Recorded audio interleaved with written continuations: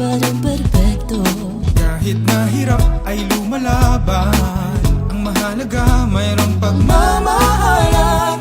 Yan ang dahan ng Ginoo sa mundo na binigay sa atin ng ating Diyos. Kapayapaan, pananampalataya, respeto at paggalang ng buong nito. Ang pamilyang sama-sama, nagtod ng pangako, tapat hanggang dulo. Pinag-isa ang pag-ibig sa Diyos. Siya ang gabay, tayo di maghiwalay. Subukin man tayo ng uno sa bagyo, mananatiling matatag, matibay na katayo. Kapit bisig, di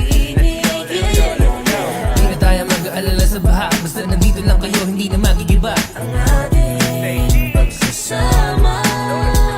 Yan ang dahan ng Ginoo sa mundo na binigay sa atin ng ating Diyos. Kahit sa tilang ating Kapayapaan, pananampalataya, respeto at paggalang ng buong nito. Ang pamilyang nagkauban, mag-isa at umano, magmatilog alon, nahiusap sa gugma sa ating Diyos. Kung siya ang tiyak, di natin magbuwang.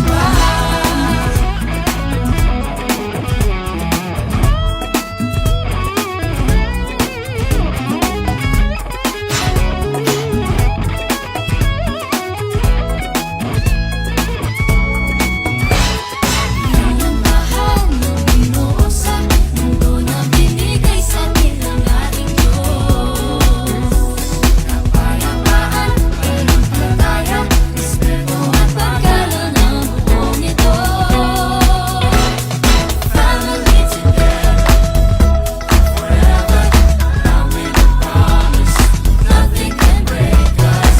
As long as we follow the pathway of Christ, He'll be our guide so we can overcome the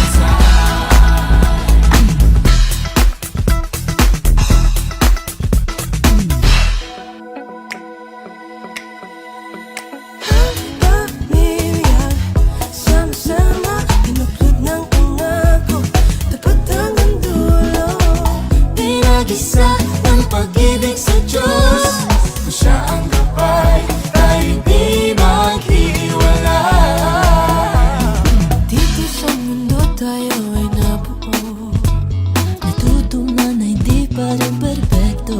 Kahit mahirap ay lumalaban, ang mahalaga mayroong pagmamahalan.